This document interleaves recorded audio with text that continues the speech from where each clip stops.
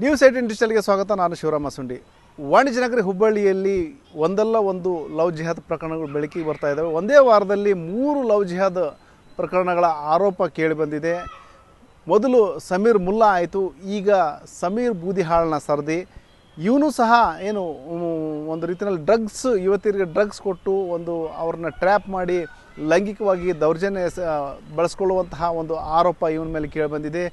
ಇದು ಒಂದಲ್ಲ ಒಂದು ರೀತಿಯಲ್ಲಿ ಏನು ಹುಬ್ಬಳ್ಳಿ ಬೂದಿ ಮುಚ್ಚಿದ ಕೆಂಡ ಅನ್ನೋ ರೀತಿಯಲ್ಲಿ ಹಲವಾರು ಪ್ರಕರಣಗಳು ಬೂದಿಯಲ್ಲಿ ಮುಚ್ಕೊಂಡ ರೀತಿಯಲ್ಲೇ ಇದ್ದಾವೆ. ಆದರೆ ಕೆಲವು ಪ್ರಕರಣಗಳು ಬೆಳಕಿಗೆ ಬರ್ತಾ ಇದ್ದಾವೆ. ಏನು ಈ ಹೊಸ ಪ್ರಕರಣ ಅಂತೇಳಿ ನಾನು ಮುಂದೆ ಹೇಳ್ತಾ ಹೋಗ್ತೀನಿ. ಅದಕ್ಕೂ ಮುಂಚೆ ನ್ಯೂಸ್ 18 ಯೂಟ್ಯೂಬ್ ಚಾನಲ್ ಸಬ್ಸ್ಕ್ರೈಬ್ ಮಾಡಿಲ್ಲ ಅಂದರೆ ಕೂಡಲೇ ಸಬ್ಸ್ಕ್ರೈಬ್ ಮಾಡಿ. ಜೊತೆಗೆ ಇನ್ಸ್ಟಾಗ್ರಾಮ್ ಇರ್ಬೋದು, ಫೇಸ್ಬುಕ್ ಪೇಜ್ನ ಫಾಲೋ ಮಾಡಿ ಅಂತೇಳಿ ನಾನು ರಿಕ್ವೆಸ್ಟ್ ಮಾಡ್ತಾ ಇದ್ದೀನಿ. ಈಗೇನು ಲವ್ ಜಿಹಾದ್ ಬಗ್ಗೆ ಹೇಳ್ತಾ ಇದ್ದೆ, ಹುಬ್ಬಳ್ಳಿಯಲ್ಲಿ ಏನಾಗ್ತಿದೆ ಅನ್ನೋ ಒಂದು ಪ್ರಶ್ನೆ ಎಲ್ಲರನ್ನೂ ಸಹ ಕಾಡ್ತಾ ಇದೆ. ಯಾಕಂದರೆ ಅಷ್ಟರ ಮಟ್ಟಿಗೆ ಒಂದಲ್ಲ ಒಂದು ಪ್ರಕರಣಗಳು ಬೆಳಕಿಗೆ ಬರ್ತಾ ಇದ್ದಾವೆ. ಅದರಲ್ಲೂ ಮುಖ್ಯವಾಗಿ ಏನು ಕಳೆದ ಒಂದು ವಾರದಲ್ಲಿ 3 ಲವ್ ಜಿಹಾದ್ ಒಂದು ಆರೋಪಗಳು ಕೇಳಿ ಬಂದಿದ್ದಾವೆ. ಮೊದಲನೇ ಪ್ರಕರಣದಲ್ಲಿ ಏನು ಸಮೀರ್ ಮುಲ್ಲಾನ ಒಂದು ಪ್ರಕರಣ ಬೆಳಕಿಗೆ ಬಂದಿತ್ತು. ಅಲ್ಲಿ ಏನು ಯುವತಿಯವರೊಳಗೆ ಸಂತ್ರಸ್ತೆಯವರೊಳಗೆ ಯಾವ ರೀತಿ ಲೈಂಗಿಕ ಕಿರುಕುಳ ಕೊಟ್ಟರು ಮತ್ತು ದೌರ್ಜನ್ಯ ಎಸಗಿದ್ರು ಅನ್ನೋದ್ರ ಬಗ್ಗೆ ಪ್ರಕರಣ ದಾಖಲಾಗಿತ್ತು. ಅದಾದ ನಂತರ ಮುಫೀಜ್ ಅನ್ನೋ ಒಬ್ಬ ಯುವಕನನ್ನು ಸಹ ಇದೇ ಲವ್ ಜಿಹಾದ್ ಆರೋಪದ ಮೇಲೆ ಬಂಧಿಸಲಾಯಿತು. ಇದಾದ ನಂತರ ಇದೀಗ ಅದೇ ಅಶೋಕ್ ನಗರ ಪೊಲೀಸ್ ಠಾಣಾ ವ್ಯಾಪ್ತಿಯಲ್ಲಿ ಮತ್ತೊಂದು ಪ್ರಕರಣ ಬೆಳಕಿಗೆ ಬಂದಿದೆ.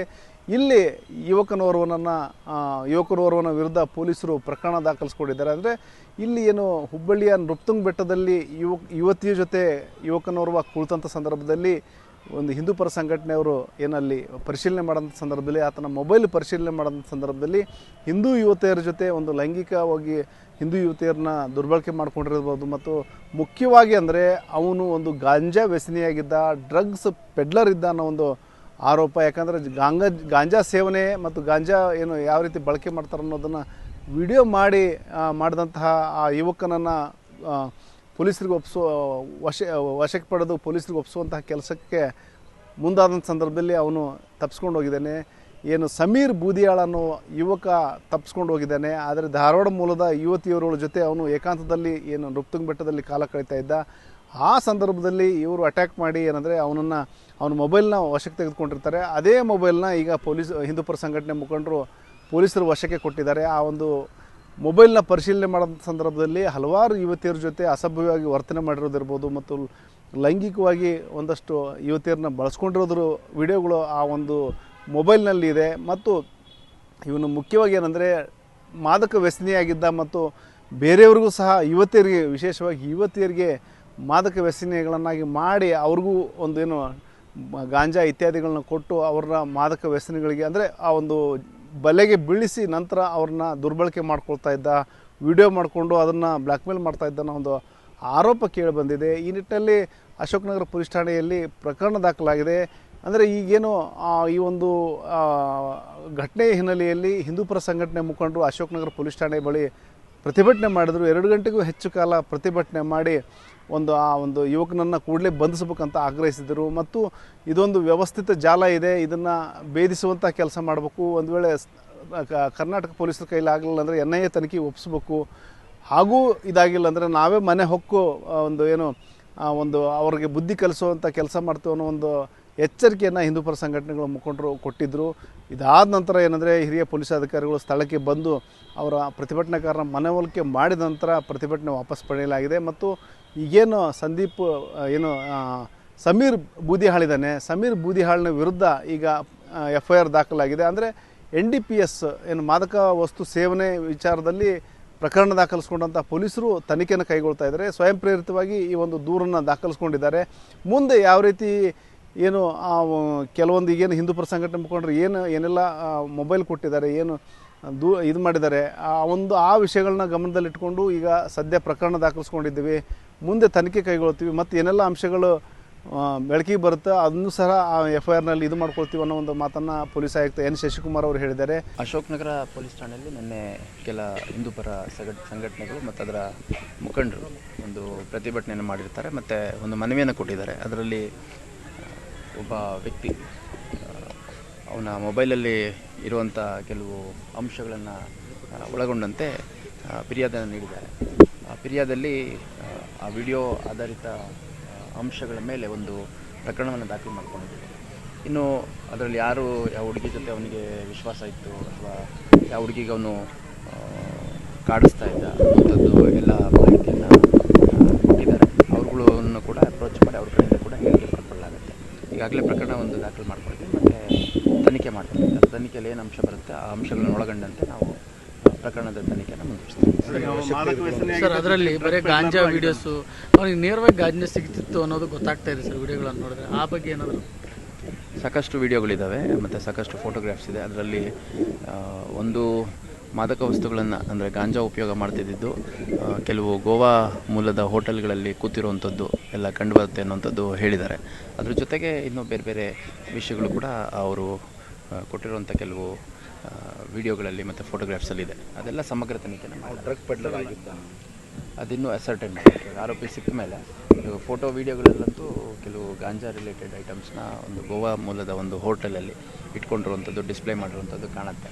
ಸೊ ಅದನ್ನು ಯಾವ ರೀತಿ ಅವನು ಉಪಯೋಗಿಸ್ತಿದ್ದ ಅನ್ನೋಂಥದ್ದು ಈಗಷ್ಟೇ ತನಿಖೆ ಆಗಬೇಕು. ಸರ್, ಈಗ ಇವತ್ತಿಗೂ ಸಹ ಡ್ರಗ್ಸ್ ಅಂದರೆ ಗಾಂಜಾ ಕೊಡ್ತಿದ್ದ, ಮಿಸ್ಯೂಸ್ ಮಾಡ್ಕೊತ ಇದ್ದ, ಅಸಭ್ಯವಾಗಿ ವರ್ತನೆ ಮಾಡ್ತಾ ಇದ್ದಾನೆ. ಅದನ್ನು ಯುವತಿಯರು ಯಾರು ಇನ್ ಕ್ವೆಶ್ಚನ್ ಇದ್ದಾರೆ ಅವ್ರನ್ನ ನಾವು ವಿಚಾರಣೆಗೆ ಒಳಪಡಿಸಿ ಅವ್ರ ಕಡೆಯಿಂದ ಹೇಳಿಕೆ ಪಡೆದಂಥ ಸಂದರ್ಭದಲ್ಲಿ ಅವ್ರಿಗೇನು ತೊಂದರೆ ಆಗಿದೆ ಅನ್ನೋಂಥದ್ದು ಅವ್ರು ಹೇಳ್ಬೋದಾಗಿದೆ.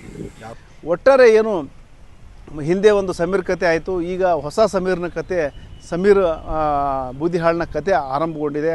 ಆದರೆ ಇದು ಎಲ್ಲಿಗೆ ಎಂಡ್ ಆಗುತ್ತೆ ಅನ್ನೋ ಒಂದು ಪ್ರಶ್ನೆ ಎಲ್ಲರನ್ನೂ ಸಹ ಕಾಡ್ತಾ ಇದೆ. ಯಾಕಂದರೆ ಏನು ನಿತ್ಯ ಒಂದಲ್ಲ ಒಂದು ಈ ರೀತಿಯ ಪ್ರಕರಣಗಳು ಹುಬ್ಬಳ್ಳಿಯಲ್ಲಿ ಬೆಳಕಿಗೆ ಬರ್ತಾನೆ ಇದ್ದಾವೆ. ಇವೆಲ್ಲ ಬೆಳವಣಿಗೆಗಳು ಪೋಷಕರಲ್ಲಿ ಒಂದಷ್ಟು ಆತಂಕನೇ ಮೂಡಿಸಿದೆ ಅಂತ ಹೇಳ್ಬೋದು. ಯಾಕಂದರೆ ನಮ್ಮ ಮಕ್ಕಳು ಎಷ್ಟು ಹೊರಗಡೆ ಹೋಗುವ ಸಂದರ್ಭದಲ್ಲಿ ಎಷ್ಟು ಸುರಕ್ಷಿತವಾಗಿರ್ತಾರೆ ಮತ್ತು ಎಷ್ಟು ತೊಂದರೆಗೆ ಒಳಗಾಗ್ತಾ ಇದ್ದಾರೆ ಅನ್ನೋ ಒಂದು ಆತಂಕ ಅಂತೂ ಪೋಷಕರಲ್ಲಿ ಮಡುಗಟ್ಟಿದೆ ಅಂತ ಹೇಳ್ಬೋದು. ಹೀಗಾಗಿ ಅವರು ಸಹ ಆತಂಕಕ್ಕೊಳಗಾಗಿದ್ದಾರೆ ಮತ್ತು ಈ ಒಂದು ಬೆಳವಣಿಗೆಗಳನ್ನ ಏನು ಹತ್ತಿರದಿಂದ ನೋಡೋದ್ರ ಜೊತೆಗೆ ಒಂದಿಷ್ಟು ಏನಾದರೂ ಕ್ರಮಗಳು ಕೈಗೊಳ್ಳೋ ಒಂದು ಒತ್ತಾಸೆಯನ್ನು ಮಾಡ್ತಾ ಇದ್ದಾರೆ. ಸಮೀರ್ ಬೂದ್ಯಾಳ್ ಎನ್ನುವಂಥ ಮುಸ್ಲಿಂ ಯುವಕ ನಿನ್ನೆ ಅಶೋಕ್ ನಗರ ಪೊಲೀಸ್ ಸ್ಟೇಷನ್ ವ್ಯಾಪ್ತಿಯಲ್ಲಿ ಅವನು ತನ್ನ ಮೊಬೈಲ್ನಲ್ಲಿ ಹಿಂದೂ ಹುಡುಗಿಯರ ಫೋಟೋಗಳು ಮತ್ತು ಅಶ್ಲೀಲ ಫೋಟೋಗಳು ಹಿಂದೂ ಹುಡುಗಿಯರ ಜೊತೆ ಅಷ್ಟೇ ಅಲ್ಲ, ಗಾಂಜಾ ಗಿಡಗಳಿರ್ಬೋದು, ಗಾಂಜಾ ಪಾಕೆಟ್ಗಳಿರ್ಬೋದು, ಈ ರೀತಿ ಇರ್ತಕ್ಕಂಥ ಒಬ್ಬ ಸಮೀರ್ ಬೂದ್ಯಾಳ್ ಮುಸ್ಲಿಂ ಜಿಹಾದಿ ಅವನು ಏನು ಮಾಡಿದಾನಂತಂದರೆ ಯಾವ ರೀತಿ ತನ್ನ ವಿಕೃತಿಯನ್ನು ಮರೆದಿದ್ದಾರೆ. ಇದನ್ನು ನಮ್ಮ ಕಾರ್ಯಕರ್ತರ ಸ್ನೇಹಿತನಿಗೆ ಗೊತ್ತಾದ ತಕ್ಷಣವೇ ಇಮ್ಮಿಡಿಯೇಟ್ ಅವನ ಮೊಬೈಲನ್ನು ಅವನು ಹೋಗಿ ಕ್ಯಾಚ್ ಮಾಡಿದ್ದಾರೆ. ಕ್ಯಾಚ್ ಮಾಡಿದ ತಕ್ಷಣ ಅವನು ಅಲ್ಲಿಂದ ಓಡಿಗಿದ್ದಾನೆ, ಮೊಬೈಲ್ ಬಿಟ್ಟು ಓಡಿಗಿದ್ದಾನೆ. ಆ ಮೊಬೈಲನ್ನು ನಿನ್ನೆ ಅಶೋಕ್ ನಗರ ಪೊಲೀಸ್ ಸ್ಟೇಷನ್ ವ್ಯಾಪ್ತಿಯಲ್ಲಿ ನಾವು ಅದನ್ನು ಒಪ್ಪಿಸಿದ್ದೇವೆ. ಮತ್ತು ನಿನ್ನೆ Ashok Nagar police station ACP ಅವರು ಕೂಡ, ಅಲ್ಲಿ ಇನ್ಸ್ಪೆಕ್ಟರ್ ಕೂಡ ಅವರು ಹೇಳಿದ್ದಾರೆ, ನಾವು ಅವನ ಮೇಲೆ ಸೂಕ್ತ ಕ್ರಮ ತಗೊತೀವಿ ಅಂತೇಳಿ. ಅಲ್ಲಿ ನಾವು ವಿಶ್ವ ಹಿಂದೂ ಪರಿಷತ್ ಬಜರಂಗದಳ ಹೋರಾಟ ಕೂತ್ಕೊಂಡಂಥ ಸಂದರ್ಭದಲ್ಲಿ ಅವರು ನಮಗೆ ಆಶ್ವಾಸನೆ ಕೊಟ್ಟಿದ್ದಾರೆ, FIR ಮಾಡಿದ್ದಾರೆ ಅವ್ರ ಮೇಲೆ. FIR ಮಾಡಿ ಕೂಡಲೇ ಬಂಧನ ಆಗಬೇಕು ಅಂತ ಹೇಳ್ತಾ ಇದ್ದೀನಿ. ಹುಬ್ಬಳ್ಳಿ ಧಾರವಾಡದಲ್ಲಿ ಸಾಕಷ್ಟು ಈ ಲವ್ ಜಿಹಾದ್ ಪ್ರಕರಣಗಳು ನಡೀತಾ ಇದ್ದಾವೆ. ಮೊನ್ನೆನೇ ಒಂದು ಸಮೀರ್ ಅನ್ನುವಂಥ ವ್ಯಕ್ತಿ, ಇದೇ ಹೆಸರಿನಲ್ಲಿರ್ತಕ್ಕಂಥ ವ್ಯಕ್ತಿಯೂ ಕೂಡ ಈ ರೀತಿ ಮಾಡಿದ್ದಾನೆ. ಅಂದರೆ ನಮ್ಮ ಹಿಂದೂ ಹೆಣ್ಣು ಮಕ್ಕಳ ಮೇಲೆ ಯಾಕೆ ಇವರಿಗೆ ಕಣ್ಣು? ಯಾಕೆ ನಿಮ್ಮ ಸಮಾಜದಲ್ಲಿ ಹೆಣ್ಮಕ್ಳು ಇಲ್ವಾ? ಲವ್ ಮಾಡೋದಾದರೆ ನಿಮ್ಮ ಸಮಾಜದ ಹೆಣ್ಮಕ್ಳನ್ನು ಮಾಡಿ. ಆದರೆ ಹಿಂದೂ ಹೆಣ್ಮಕ್ಳು ಯಾಕೆ? ಅದು ವಿಡಿಯೋ ಮಾಡುವಂಥದ್ದು, ಅಶ್ಲೀಲ ವಿಡಿಯೋಗಳನ್ನು ಮಾಡಿ ಆ ವಿಡಿಯೋಗಳನ್ನು ಇಟ್ಟುಕೊಂಡು ಹಿಂದೂ ಹೆಣ್ಮಕ್ಳನ್ನು ಬ್ಲ್ಯಾಕ್ ಮೇಲ್ ಮಾಡುವಂಥ ಕೆಲಸವನ್ನು ಮಾಡ್ತಾ ಇದ್ದಾರೆ. ನಾನು ಹುಬ್ಬಳ್ಳಿ ಧಾರವಾಡ ಕಮಿಷನರ್ ಅವರಿಗೆ ವಿನಂತಿ ಮಾಡ್ತಾ ಇದ್ದೀನಿ, ದಯಮಾಡಿ ನೀವು ಜಾಗೃತಿ ಮಾಡ್ತೀರಿ, ಡ್ರಗ್ಸ್ ಜಾಗೃತಿ ಮಾಡ್ತೀರಿ, ಗಾಂಜಾ ಜಾಗೃತಿ ಮಾಡ್ತಾ ಇದ್ದೀರಿ. ಯಾಕೆ ನಿಮ್ಮ ಹುಬ್ಬಳ್ಳಿ ಧಾರವಾಡದಲ್ಲಿ ಈ ರೀತಿ ಆಗ್ತಾ ಇದೆ? ನಿಮ್ಮ ಹುಬ್ಬಳ್ಳಿ ಧಾರವಾಡದಲ್ಲಿ ಯಾಕೆ ಈ ರೀತಿ ಆಗ್ತಾ ಇದೆ? ಪದೇ ಪದೇ ಅದಕ್ಕೆ ತಾವು ದಯಮಾಡಿ ಅವ್ರ ಮೇಲೆ ಯಾರು ಈ ಥರ ಡ್ರಗ್ಸ್ ದಂಧೆದೊಳಗಿರ್ತಾ ಇದ್ದಾರೆ, ಯಾರು ಮತ್ತು ಗಾಂಜಾ ಮಾಡ್ತಾ ಇದ್ದಾನೆ, ಈ ಸಮೀರನ್ನು ಒದ್ದು ಒಳಗಡೆ ಹಾಕಬೇಕು ಅಂತೇಳಿ ನಾನು ಆಗ್ರಹ ಮಾಡ್ತಾ ಇದ್ದೀನಿ. ಹಿಂದೂ ಹೆಣ್ಣು ಮಕ್ಕಳು ಅಮಾಯಕರು, ಹಿಂದೂ ಹೆಣ್ಣು ಮಕ್ಕಳು ಮರ್ಯಾದಸ್ಥರು. ಆದರೆ ಇವತ್ತಿನ ಹಿಂದೂ ಹೆಣ್ಣು ಮಕ್ಕಳಿಗೆ ಏನಾಗಿದೆ ಅಂತಂದರೆ ಈ ರೀತಿ ಮೀಡಿಯಾಗಡೆ ಮುಂದ್ಗಡೆ ಬಂದು, ಪಬ್ಲಿಕ್ ಮುಂದ್ಗಡೆ ಬಂದು ಅವರಿಗೆ ಮಾತಾಡ್ಲಿಕ್ಕೆ ಆಗ್ತಾ ಇಲ್ಲ. ಯಾಕಂದರೆ ಮರ್ಯಾದೆಗೆ ಹೆದರ್ತಾ ಇದ್ದಾರೆ. ಪೊಲೀಸರಿಗೆ ದೂರು ಕೊಡಬೇಕಂದ್ರೂ ಕೂಡ ಅವ್ರು ಏನಂತ ನಾಳೆ ನಮ್ಮ ತಗೊಳ್ಳೋದು ಹೆಣ್ಣು ಮಕ್ಕಳು ಇದ್ದಾರೆ, ನಮ್ಮ ತಂದೆ ತಾಯಿ ನಾವು ಕೋರ್ಟಿಗೆಲ್ಲ ಅಡ್ಡಾಡ್ಲಿಕ್ಕೆ ಆಗಲ್ಲ ಅಂತ ಹೇಳ್ತಾ ಇದ್ದಾರೆ. ಆದರೆ ಕೆಲವೊಂದಿಷ್ಟು ಹಿಂದೂ ಹೆಣ್ಣು ಮಕ್ಕಳು ಬಹಳ ಬಹಿರಂಗವಾಗಿ ಬಂದಿದ್ದಾರೆ. ಮೊನ್ನೆ ನಾವು ಕಲಬುರಗಿ ಅನ್ನುವಂಥ ಹುಡುಗಿ ಇರ್ಬೋದು, ಅವಳು ಓಪನ್ ಆಗಿ ಬಂದು ನನಗೆ ಈ ಥರ ಅನ್ಯಾಯ ಆಗಿದೆ, ನನಗೆ ನೀರಿನಲ್ಲಿ ಔಷಧಿ ಹಾಕಿಕೊಟ್ಟಿದ್ದಾರೆ, ನನಗೆ ಮದ್ದು ಬರೋ ಥರ ಕೊಟ್ಟು ನನ್ನನ್ನು ಅತ್ಯಾಚಾರ ಮಾಡಿದ್ದಾರೆ ಅಂತ ಹೇಳಿದ್ದಾರೆ. ಅದಕ್ಕೆ ನಾನು ಯಾರು ಈ ಜಿಹಾದಿಗಳು, ಯಾರು ಹಿಂದೂ ಹೆಣ್ಣು ಮಕ್ಕಳನ್ನು ನೀವೇನು ಅತ್ಯಾಚಾರ ಮಾಡ್ತಾ ಇದ್ರಿ, ಅಶ್ಲೀಲ ವಿಡಿಯೋಗಳನ್ನು ಇಟ್ಕೊಂಡು ಏನು ಬ್ಲ್ಯಾಕ್ ಮೇಲ್ ಮಾಡ್ತಾ ಇದ್ರಿ, ನಿಮಗೆ ಬಜರಂಗದಳದಿಂದ ಆಗ್ರಹ ಮಾಡ್ತಾ ಇದ್ದೀವಿ, ಬಂದ್ ಮಾಡಬೇಕು ನಿಮ್ಮ ಜಿಹಾದಿಕರಣ. ಅದೇನೇ ಇರಲಿ, ಹಿಂದೂಪರ ಸಂಘಟನೆಗಳ ಮುಖಂಡರಂತೂ ಈಗ ಒಂದು ಏನು ಈ ಒಂದು ಲವ್ ಜಿಹಾದ್ ಪ್ರಕರಣದ ಬೆನ್ನು ಬಿದ್ದಿದ್ದಾರೆ ಮತ್ತು ಎಲ್ಲೆಲ್ಲಿ ಈ ರೀತಿಯ ಒಂದು ಪ್ರಕರಣಗಳು ನಡೀತಾ ಇದ್ದಾವೆ ಅದನ್ನು ಬಯಲಿಗೆ ತರುವಂತಹ ಮತ್ತು ಪ್ರಕರಣ ದಾಖಲಿಸುವಂತಹ ಕೆಲಸಗಳಂತೂ ಆರಂಭಿಸಿದ್ದಾರೆ. ಈ ನಿಟ್ಟಿನಲ್ಲಿ ಪೊಲೀಸ್ ಇಲಾಖೆಯು ಸಹ ಪ್ರಕರಣ ದಾಖಲಿಸಿಕೊಂಡು ತನಿಖೆಯನ್ನು ಸಹ ನಡೆಸ್ತಾ ಇದೆ.